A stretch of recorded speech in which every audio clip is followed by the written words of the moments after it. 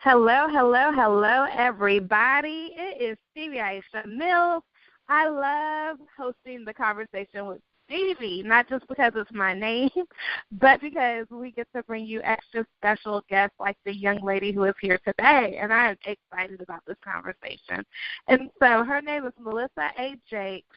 She is a Washington, D.C.-based event planner for entrepreneurs, influencers, and a speaker that has spoken at several college, university, and nonprofit organizations.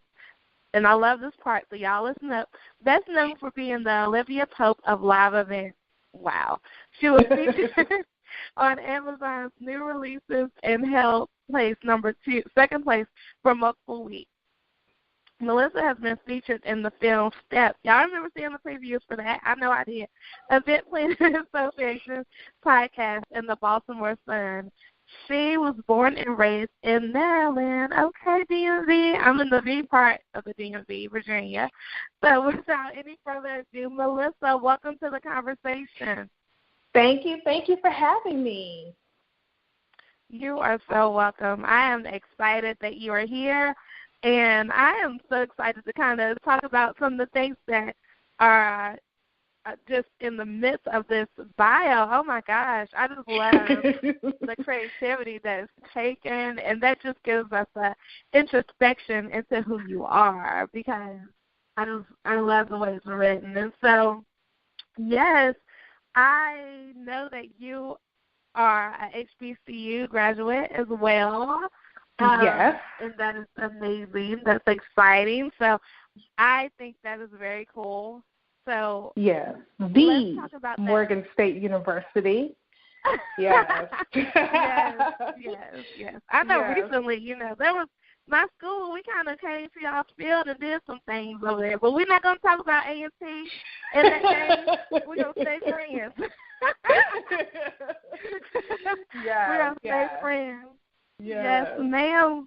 So tell me how you became an event planner. Like, have you always been this person who just loves to plan, or did that become something you just fell into? Or let's talk about that. Yeah, so it was, I would say probably around 7 or 8 years old. I've always helped my aunt set the table for Thanksgiving. So, in the Black family, it's a big tradition. And we would always put the fine china out. That's where people, nowadays some people use paper plates, which is cool.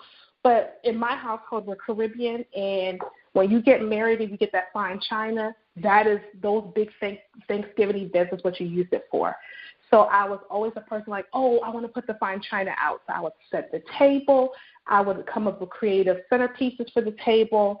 And I would then even go as far as who's sitting where at the table with name tags.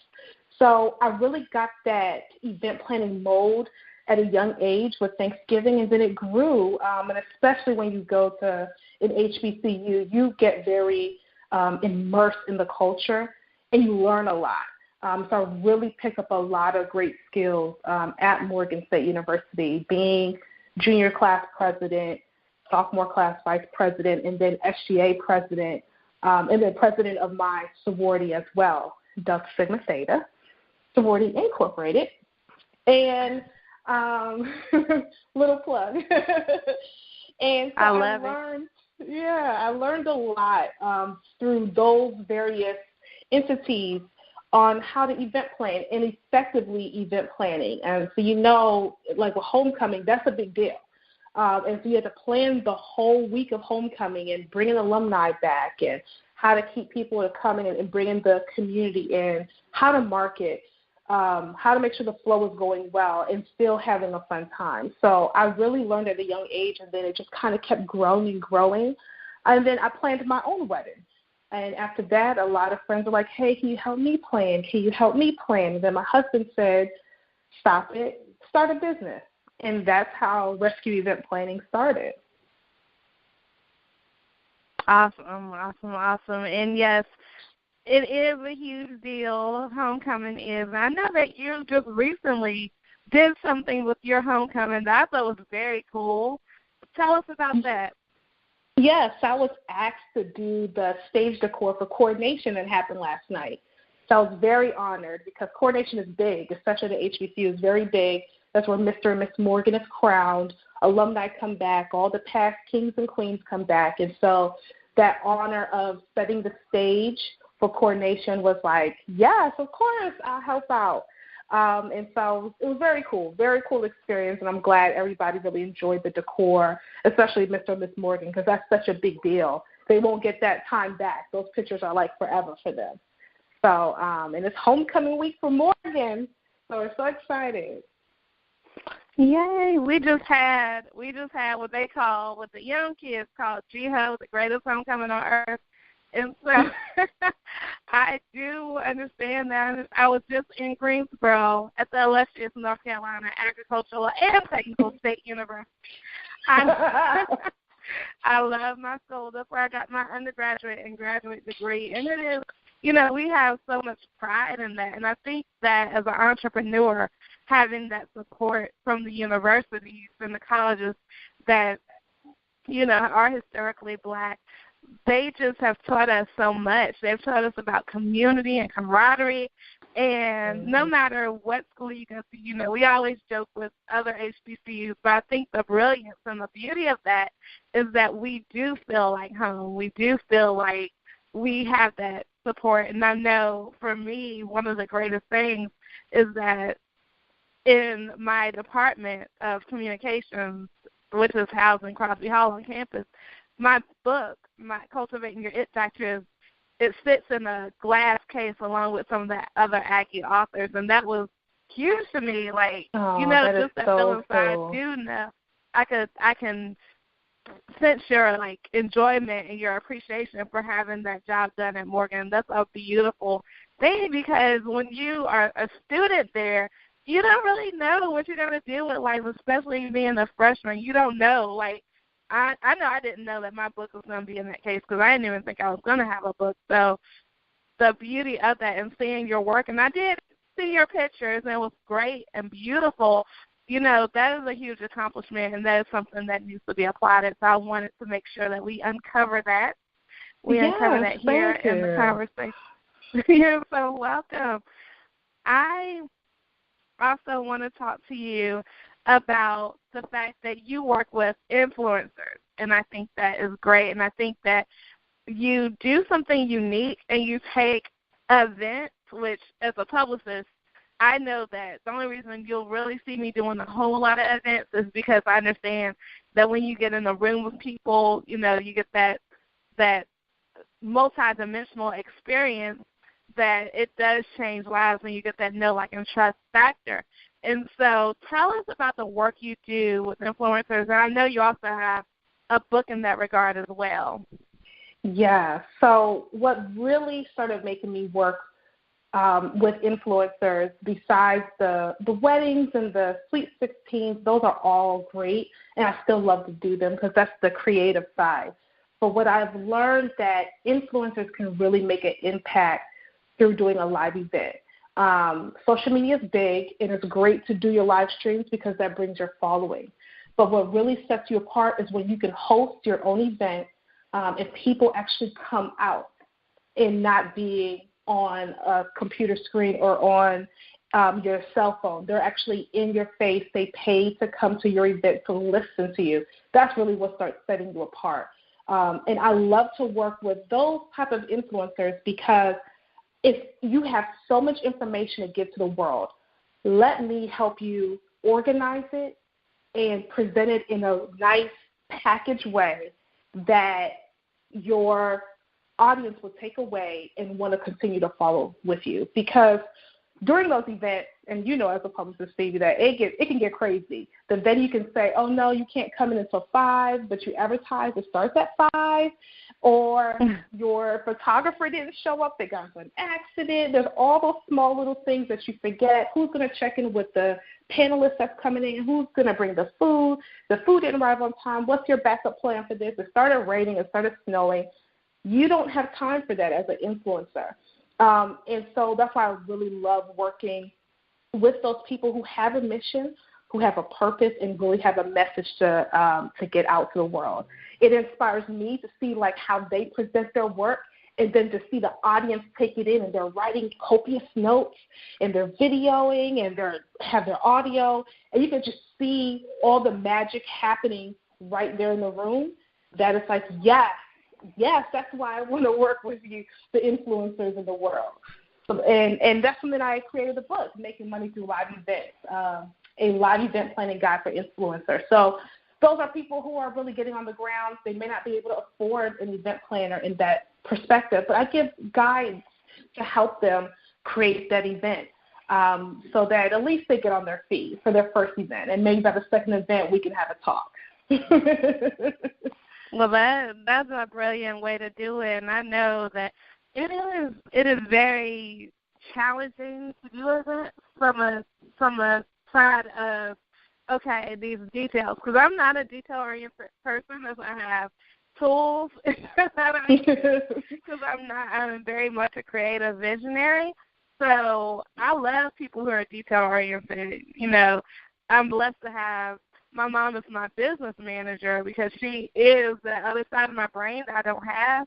And so she's detail-oriented, and just like yourself, being an event planner, detail-oriented, because I know when it comes to event time, I'm more like, hey, y'all, how you doing? Like, warming the crowd.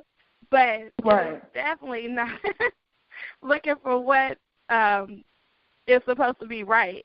And I encourage people definitely to get your book and to definitely, you know, when it's time to hire someone who is well-versed in what you're saying, because everybody does not cater to influencers. Everybody does not cater to business professionals. Some people, you know, love to do those weddings and love to do those other events, but the fact that you have niched down part of your business to that segment of people, that says a lot, because we do need events.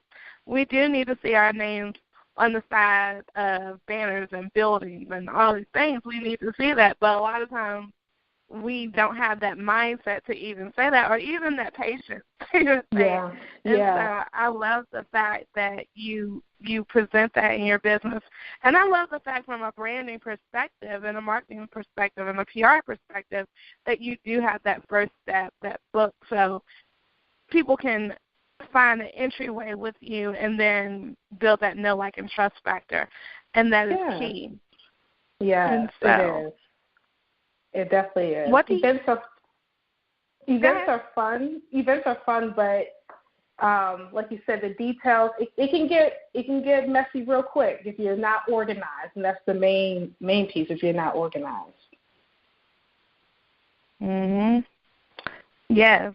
What are some things that you have seen go wrong, all the way wrong, in events, and what is the best thing that you've seen happen in an event?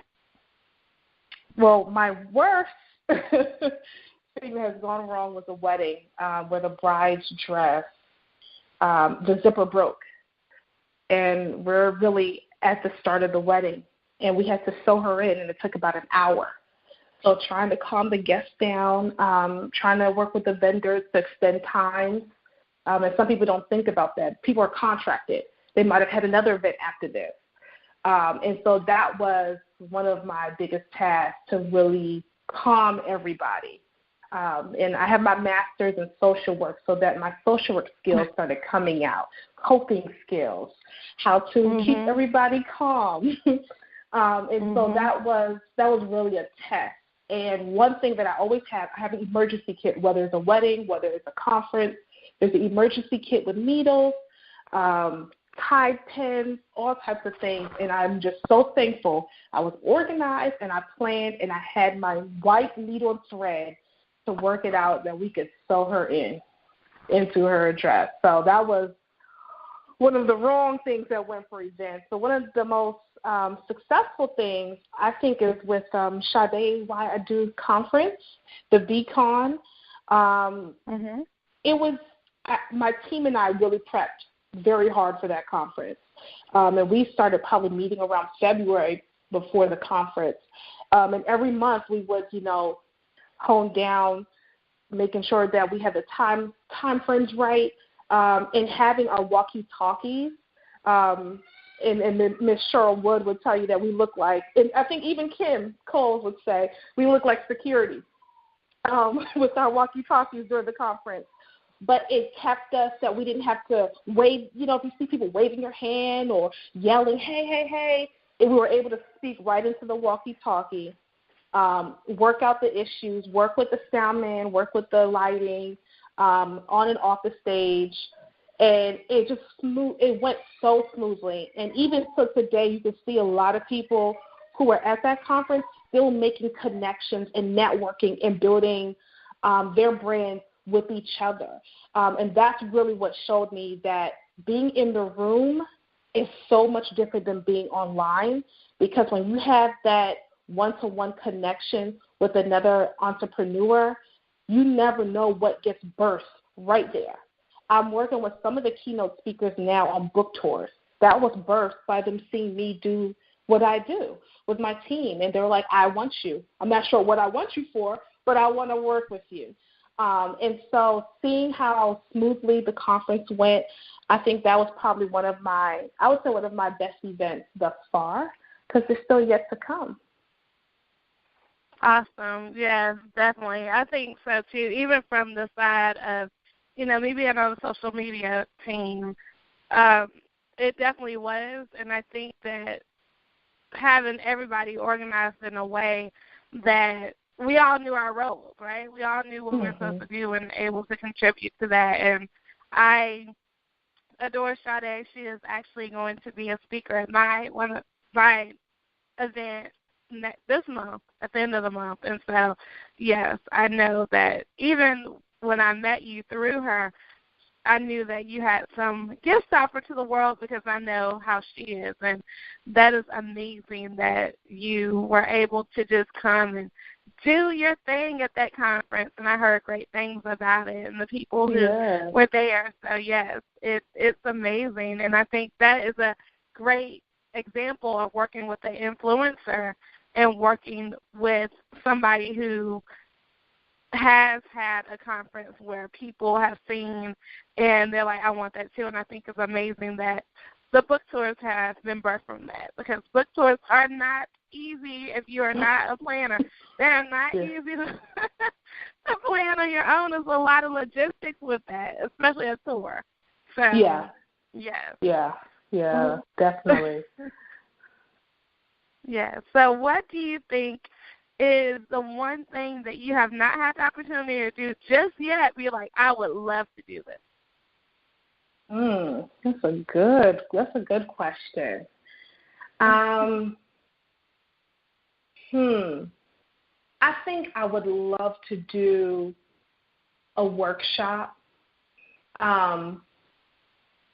maybe either with another influencer or another event planner in a different type of realm, and maybe something on the West Coast, something that's just different, and not a workshop where it's like, oh, we come for one day, like a nice weekend on the beach. That's just a different element, teaching different tools to influencers or different business owners on about live events. Because I've ran into a realtor who's like, I do live events.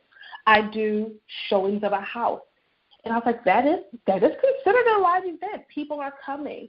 And how are you doing your house tour? How you're presenting it? What's the smell in the house? What are the visuals? And so that kind of, sparked my interest of how could I reach out to that market. So that might be, something down the line that might be different for me.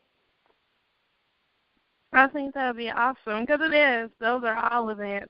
And we know in branding and just having a signature brand, you do have to step out and be different. So that definitely would be awesome. What about retreat? What do you think is the great thing about having a retreat as an influencer event? Sorry, say that again? Do you think a retreat, like a weekend retreat, would be a great influencer event? Oh, yeah. I think when you're able to spend majority of your time, especially in the weekend, because you can always or even like that retreat, staying in one house, you're able to learn a lot about people, either good or bad, but you're really able, it's almost like diving into the deep end. And are you going to sink or are you going to swim? And most people in that instance, you don't realize how much connections you have and how you can work with each other, and you start brainstorming. I think a retreat is always a good thing to do for an influencer. But making sure you're having the right people in the room. Just don't have a retreat to invite everybody. You have to have that certain type of market so that it's going to be more successful for those influencers. And what is the smallest event that you would personally do for your event? Would you do something with 15 people? Would you be able to plan for that, or do you need a larger number, or what type of thing would we need to ask if we were to hire you? I don't discriminate on the numbers. If you really need the help, that's really more my main perspective is how can I help you reach your goal? That's how I reach my goal. And so whether it's a small event for 5 people, and I've had a makeup artist reach out for me, like she wanted to do an intense 2-day or 1-day workshop of 5 people to really learn how to craft and highlight and all of that makeup terminology, to a conference of 1,000 people. I don't discriminate on the amount of people for the event as long as the focus is on reaching your goal helps me reach my goal. Awesome. And as an event planner, what would you say differentiates you from all the other event planners in the world? I am so unique. And RESCUE stands for Reassuring Excellent Services Through Critically Unique Eyes. And I love that acronym because I'm not your regular event planner that plans a whole bunch of events and we love to have flowers and it's all beautiful. I am very budget conscious. I'm not here to break people's pockets, but I'm also here to gain perspective and help the clients understand what their market and what their value is. And when it comes to like those ticket sales, when they're afraid to kind of push the envelope a bit, I push it for them and explain why. Because things cost. Cost of living has gone up, items cost, venues, of course, these hotels, they're just outrageous. And so since I know that market and I know that hotels cost, food costs, you can't bring food in, I have that perspective of how to go think outside of the box. And without giving away too much of one of my clients' perspective, we came in with the perfect way to do a book tour that is so different that I don't think people would have ever thought of that, but it's going to save her so much money than going through a hotel. And that's why I would say I'm different from other event planners, because I'm not here to break the bank. I'm really here to make sure that you reach your financial goal, because then that helps me reach my financial goal as well. So if you win, I win. It's a very team perspective. Some clients are like, hey, Melissa, take it all. Check in with me. Some clients are like, walk with me side by side. And some of them are like, I need you to like really micromanage me. And I have done all 3 different perspectives. Awesome. So do you work your company on packages, or how does that work? Like if I'm like, okay, I need all, I don't want to do none of it. Yeah, it's going to be based on the project. I cater it to the client. I don't try to offer packages for influencers because it's so different. Wedding packages it's the norm. But because there's a perspective of you have to spend money to get money, I work with the client on their budget goal. That's awesome.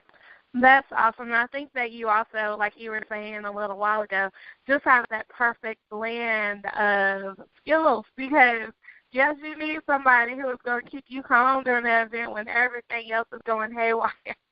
So I think that your background, your master's degree is beautiful for what you do, and I think that is definitely something that you are just equipped to help everybody stay calm. And so I am very interested in, I know a lot of my listeners are very interested in hearing about the book tours and how do you do that? Not necessarily the details, but just the layout. Like, what does it look like?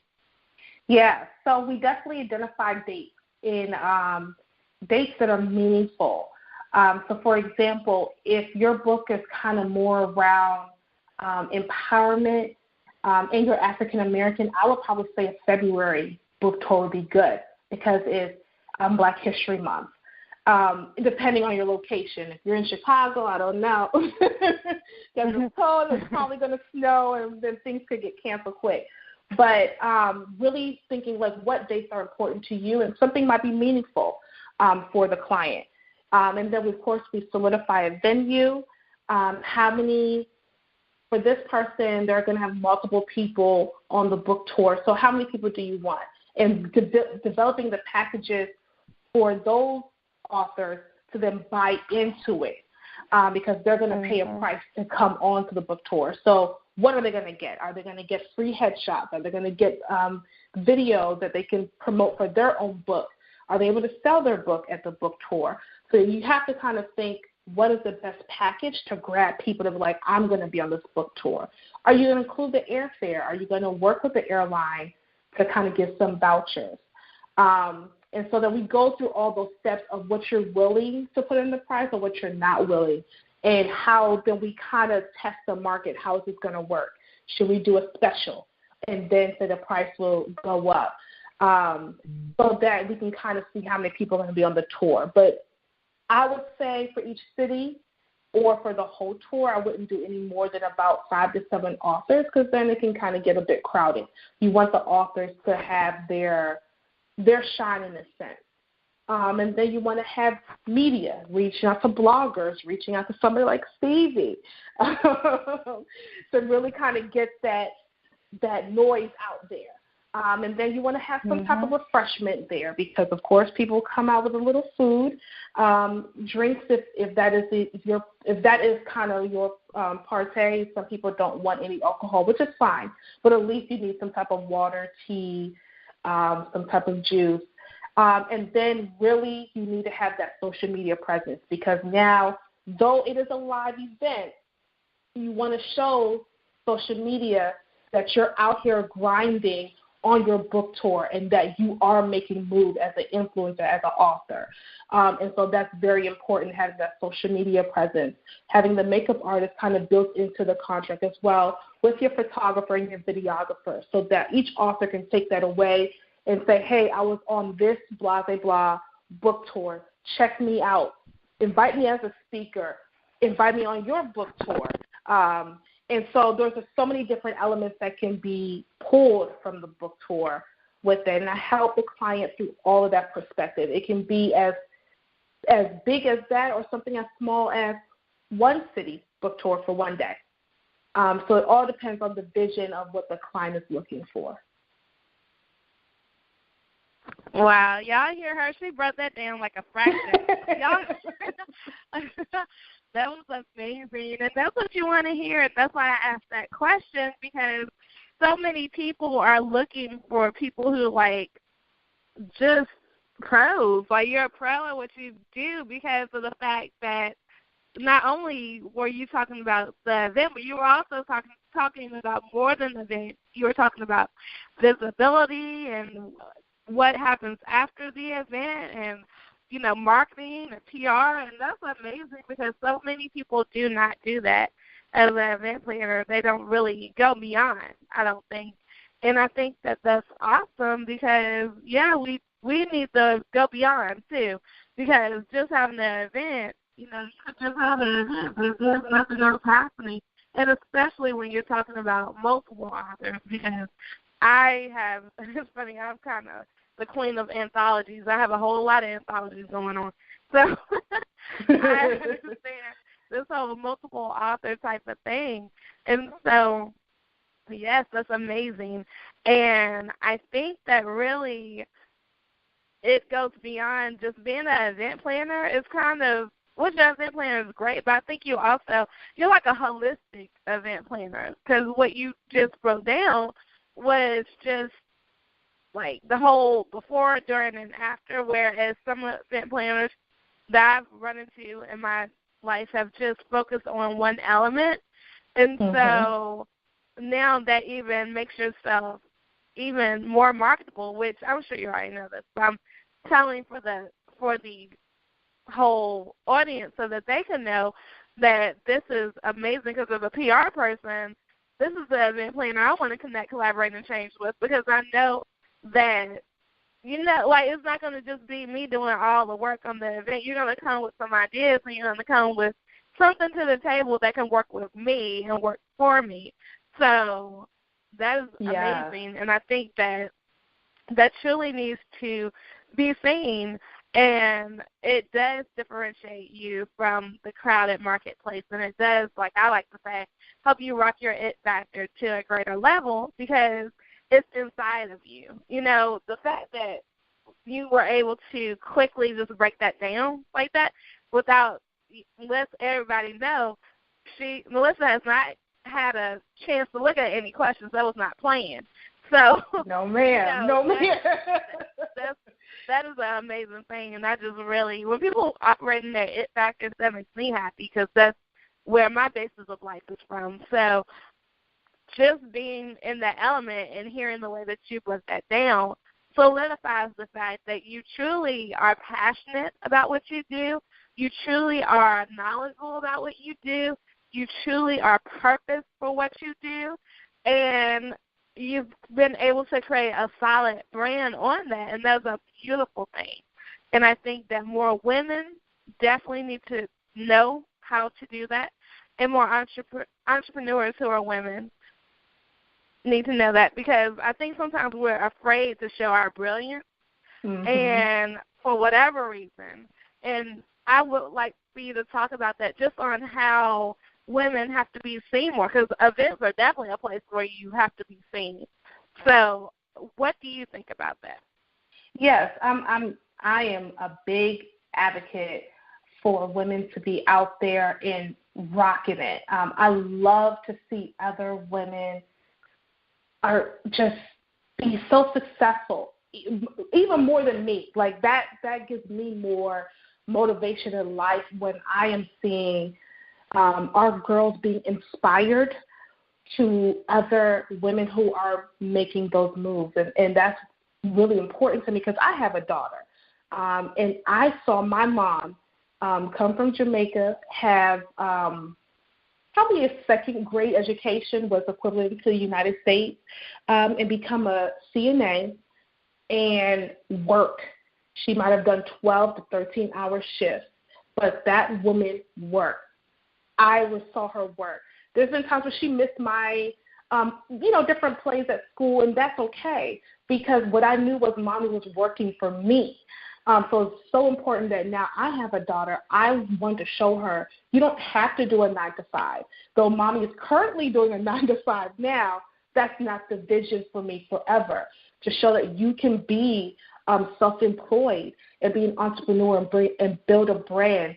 And if she wants to do a 9-to-5, she can. But I know for me, and even going through my master's, and I love social work, I know as an entrepreneur, and I can see it at my job where I'm at the same level with my own supervisor, I know that's time for me to grow. And that's so important, to show little girls you don't have to be boxed in.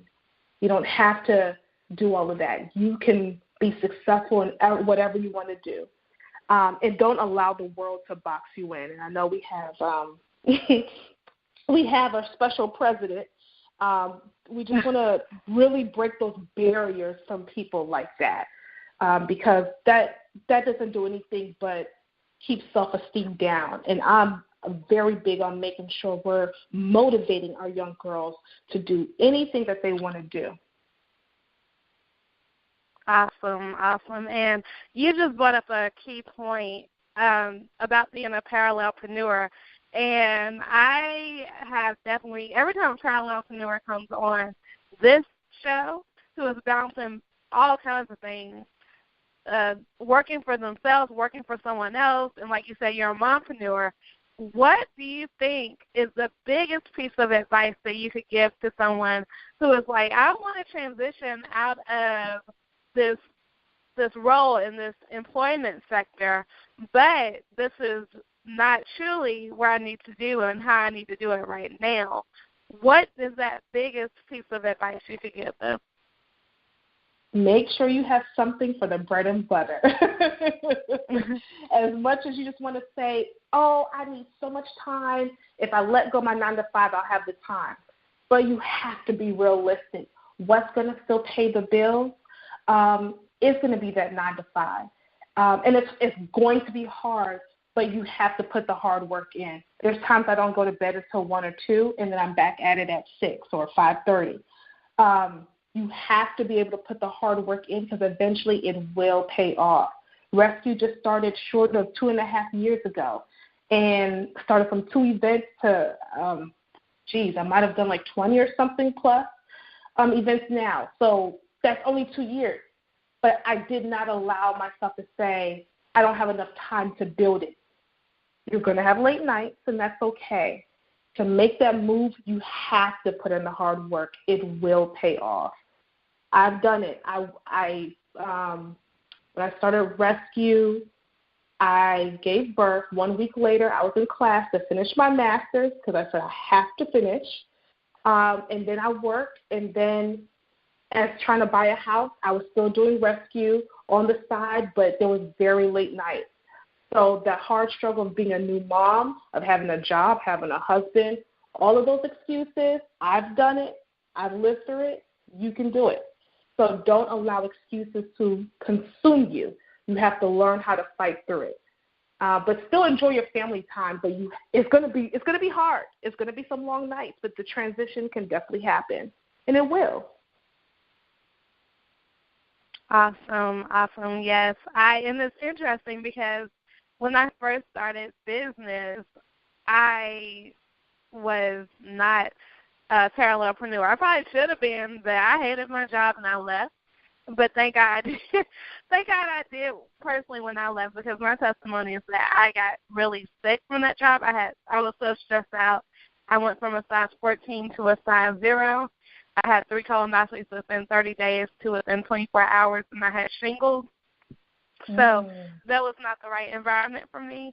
But I do understand, like, had I had it to do all over again, and I could make some different choices, and I knew my it factor, because my it factor was not present on that job, and I didn't know what that was at the time. But had I had it, I would have definitely utilized my position as my silent investor, because, it circumvents your learning curve when you're able to invest money from somewhere, because it's been a bootstrapping type of experience over here. And so I don't regret any of those movements, but I do, like, all these years later in the game of business, I always tell people to do it the right way, if they can. And that's why every time a parallelpreneur is here, I'm like, please talk to the people, because I don't want anybody to misstep. And it's very true. Those amounts of money that you get on a weekly, bi-weekly, monthly time for your job that is coming in, because sometimes as an entrepreneur, a full-time entrepreneur, people, when their money is funny and their change is strange, you're the first person who's not getting paid. So it is very true that you need to have somebody investing inside of you. And if you want to stay on that silent investor for a while, like 5 years, 3 years, 2 years, whatever your plan is, have a plan, and then transition. Don't just get fed up and say, I quit and leave and not have a plan. So thank you for sharing that. And one of my final questions is definitely this. Before I'm going to ask you this question, then ask you to give your contact information. But what is the one thing we have not uncovered in the conversation today? I always ask people, if the question were, Stevie, we have got to get this done before I leave today, do you have anything like that? Do you feel like we've left something unsaid today? No, I think we did a good job covering perspectives. I know, and maybe the only thing is that I'm starting to go into that realm of speaking. I did it before when I was at Morgan, and so I'm revisiting that of being a speaker and learning that. So that's like a new journey for me, adding on to my umbrella. Rebranding soon, so that's always another thing to talk about with rebranding and how does that look, and doing events around that. So I know that's a new area. So if you're ever thinking about rebranding, how to do it, you can always do a virtual rebranding, but you can also do a live rebranding, maybe a happy hour, something like that. So I know that is one area I'm going to be going into soon. So I'm going to play and test my target audience. Awesome sauce. We're going to have you back again because you're a wealth of knowledge. And plus, you're an HBCU grad. I love that. HBCU love. Even though we kind of did our thing on that flip out there, but we're not going to talk about that. Anyway, thank you, Melissa, for stopping by and having a conversation with me. We have just truly learned a lot today. We have uncovered a lot today, and I feel like everybody is ready to add the element of events to their repertoire so that we can truly become more visible. And I think that you're an awesome person. I'm so blessed, excited, and thankful, what I call the real BET. Blessed, excited, and thankful that we are connected in this world now. So thank you for being here. Thank you for having me. Thank you so much. You're welcome. And anybody who needs to be connected. Oh, you didn't say your contact information, did you? No, I didn't. Yes. So on Instagram is @rescue_events. Facebook is Rescue Event Planning or Melissa Jakes. You can find me on both of those. Twitter @rescue_events. And then my website is rescueeventplanning.com. So definitely reach out. My book is on Amazon and Making Money Through Live Events. So all you have to do is type that in and it will pop up. You'll see my picture. And this is the year of the 30 for me. So you see me holding up a 30 in a big balloon because I just knew that 30 had to break free and come out. So definitely get the book. It'll help you, guide you. I just happened to recently look on there and saw that somebody left a great comment on how it was a quick read and that this guide was very helpful for them. So definitely if you're like, I don't know if I can afford her or I can't afford an event planner, really get the book. It will help you out a lot. Awesome sauce, honey, and enjoy your 30s, girl. Enjoy. I am about to transition on out. I will be 39. It was like I was like, Stevie, what? I will be 39. October 25th. Well, you look great. Thank you so much. God is good. I had to release that stress. Yeah. I will be 39 in a couple of weeks, and I feel like that about my 40s. Like what you were saying about your 30s, I feel like in my 40s, I'm so excited to be 40 next year. I'm not rushing my life, but I am truly excited. And this last year between 39 and 40 is going to be just a beautiful transition. I'm coming out. I want the world to know. Yes, so there might be some events that I reach into your inbox and like, let's work together on this. So thank you for being here today.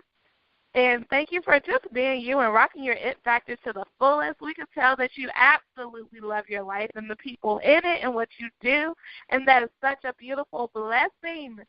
So everybody here, if you ever want to know how to connect with me, all you have to do is to know how to spell my first name. It is not I-E. It is S-T-E-V-I-I. Again, S-T-E-V-I-I. And you can find me at Stevie.com. You can find me all over social media. And, of course, you can find me right here with the conversation with Stevie. Make it a great day. I never, ever, ever say have a great day. I always say make it a great day. Why? Because you, and yes, you too, have the power to do so. And don't forget to connect with us. We are having a virtual event. Speaking of events, we're having a virtual event October 20th. You have to go to bit.ly/experience worldwide, and you can experience this amazing month with us. So hugs and love. Speak to you soon. Bye-bye. Bye.